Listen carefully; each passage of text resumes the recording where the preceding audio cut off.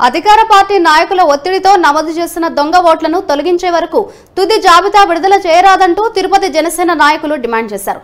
దొంగ ఓట్లను ప్రోత్సహించిన వారిపై ఎన్నికల్లో పోటీ చేయకుండా నిషేధించాలని కోరారు. పూర్తి వివరాలు మా ప్రతినిధి హరిబాబు అందిస్తారు.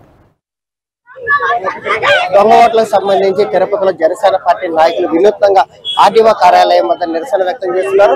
దొంగ ఓట్లు ఏవైతే ఉన్నాయో 40,000 ఓట్లు వాటిని పూర్తి స్థాయిలో తొలగించే వరకు తాము పోరాటం చేస్తామని, ఈ లోపల ప్రభుత్వం కన్నా జాబితా కన్నా విడుదల చేస్తే జాబితా మీద కూడా తాము ఆందోళనలు వ్యక్తం చేస్తామని చెప్పి కూడా డిమాండ్ చేస్తున్న పరిస్థితి కనిపిస్తుంది. మనతో పాటు జనసేన నాయకురాలు ఉన్నారు. కానీ తెలుసు ప్రధానంగా ఎన్ని వేల ఓట్లు ఉన్నాయి, మీ డిమాండ్ ఏంటి?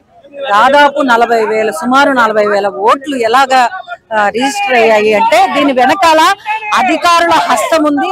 ఆ అధికారులు ఎవరైతే ఇక్కడ ఉపయోగించుకునే రాజకీయ నాయకులు అధికారులు ఎవరైతే కుమ్మక్కయ్యి ఇది ఎన్ని కార్యాచరణ చేస్తున్నారో వాళ్ళని వెంటనే సస్పెండ్ చేయాలి. ఈ అధికారం నుంచి తొలగించకపోతే ఇటువంటి దారుణాలే జరుగుతాయి. వైనాట్ 175 అంటున్నారంటే కారణం కూడా వాళ్ళకి ఇదొక ధైర్యమే. కానీ ఇది ధైర్యంగా భావిస్తే మాత్రం వాళ్ళకి ఖచ్చితంగా మేము బుద్ధి చెప్తాము. అదే విధంగా ఈ రోజు కొందరు ఎవరో ఒక చిన్నగా వర్క్ చేసుకున్న వాళ్ళని ఈ రోజు సస్పెండ్ చేశారు. అలాంటి వాళ్ళు ఉరుమురిమి మంగళం మీద పడ్డట్టు పాపం వాళ్ళ మీద వేటు వేయడం అనేది చాలా తప్పు. దీని వెనకాల బడా అధికారులు ఉన్నారు.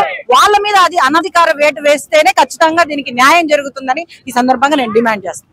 ప్రధానంగా చెప్పండి, దొంగ ఓట్లకు సంబంధించి ప్రధానంగా మీ డిమాండ్ ఏంటి? ఈ దొంగ ఓట్లు ఉన్నాయని తెలిసినా కూడా తుది జాబితా రావడం కరెక్ట్ కాదు. ఎలక్షన్ కమిషనర్ గారు తిరుపతి వరకు బైకాట్ చేయాలి, తుది జాబితా వాయిదా వేయాలి. ఎందుకంటే ఎలక్షన్ కి దొంగ ఓట్లు పోలేమని చెప్పి కూడా తిరుపతి జనసేన పార్టీ అన్ని పార్టీ తరఫున చూస్తాం. 22 రావాల్సిన తిరుపతి జాబితాని వాయిదా వేయాలి. అంటే ప్రధానంగా మీ డిమాండ్ ఏమనుకుంటున్నారు సార్? అంటే ఈ దొంగ ఓట్ల నమోదు వెనకాల ఎవరి పాత్ర ఉందని మీరు భావిస్తున్నారు? ఎవరి పాత్ర ఉందండి? ఇంకా ఒక అధికారి ఐఏఎస్ అధికారి తప్పు చేసినట్టు ఎవరి పాత్ర ఉంది? వాళ్ళ మీద ఎవరు ప్రెషర్ పెడతారు? వ్యాపారస్తులు పెడతారా, లేకపోతే రూలింగ్ లో లేని అపోజిషన్ పార్టీ వాళ్ళు పెడతారా? రూలింగ్ పార్టీ వాళ్ళు పెట్టారు. రూలింగ్ పార్టీ వాళ్ళు అధికారిని తప్పు చేయించారు.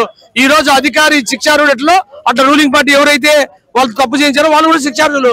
ఖచ్చితంగా చెప్తున్నాం, ఈ దొంగ ఓట్లో ఉన్న ఆఫీసర్లు పెద్ద చేపలు, ఆ పెద్ద చేపలు ఉన్న తిమింగలాలు ఎవరైతే పొలిటికల్ ప్రెషర్ పెట్టారో వాళ్ళ పేర్లు కూడా బయటకు తీసే విధంగా మేము సిబిఐ ఎంక్వైరీ కోరుతున్నాం.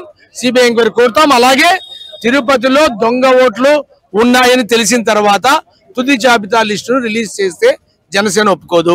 ఖచ్చితంగా ఈ దొంగ ఓట్ల భర్తం పట్టాలి. ఈ దొంగ ఓట్లతో దేంతో గెలవాలని ఇక్కడ అనుకుంటున్నారో వాళ్ళకి చెప్తున్నాం, మీరు ఎవరి మీద ఏ దొంగ ఓట్ల మీద ఆధారపడ్డారో ఆ దొంగ ఓట్లు తీసే వరకు జనసేన ఖచ్చితంగా పోరాడుతుంది. అలాగే ముఖ్యంగా మొట్టమొదటిసారిగా తిరుపతి నుంచి ఓటర్ కార్డుకి ఆధార్ అనుసంధానం చేయమని, ఎందుకంటే ఇక్కడ దొంగలు ఉన్నారు, నాయకులే దొంగల్లాగా ప్రవర్తిస్తారు, ఉద్యోగస్తులు దొంగల్లాగా పనిచేస్తారు. కాబట్టి తిరుపతిలో మొట్టమొదటిసారిగా ఓటరుకు ఆధార్ కార్డుకు అనుసంధానం చేయాలనే విషయాన్ని మేము ఎలక్షన్ కమిషన్ దృష్టికి తీసుకెళ్తాం. ప్రధానంగా ఏదైతే అధికారులు కానీ నాయకులు కానీ దొంగ ఓట్లను ప్రేరేపించారో వాళ్ళ మీద చర్యలు తీసుకోవాలని, ముఖ్యంగా అధికార పార్టీకి సంబంధించిన నాయకులే వీళ్ళ వెనకాలండి అధికారులపై ఒత్తిళ్లు తీసుకువచ్చి దొంగ ఓట్ల నమోదుకి కీలకంగా వ్యవహరించారు. కాబట్టి వాళ్ళ మీద చర్యలు చేపట్టాలని కూడా జనసేన నాయకులు డిమాండ్ చేస్తున్నారు. అలాగే ఆధార్ కార్డును ఓటర్ కార్డుకి అనుసంధానం చేయాలనేది ప్రధాన డిమాండ్ గా తాము ప్రభుత్వాన్ని కోరుతున్నామని కేంద్ర ఎన్నికల సంఘాన్ని కూడా డిమాండ్ చేస్తున్నామని చెప్తున్నారు. Voter studio.